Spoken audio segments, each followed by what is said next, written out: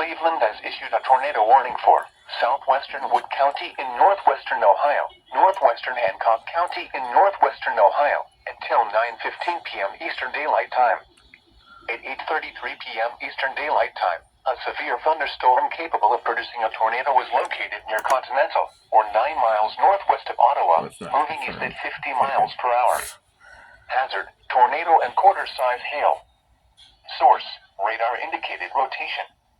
Impact, flying debris will be dangerous to those caught without shelter. Mobile homes will be damaged or destroyed. Damage to roofs, windows, and vehicles will occur. Tree damage is likely. This dangerous storm will be near Macomb around 8:55 p.m. Eastern Daylight Time. North Baltimore and Vancouver at 9 p.m. Eastern Daylight Time. Other locations impacted by this tornadic thunderstorm include Bloomdale, Cherry City, Signet, Hoytville, and Bairdstown.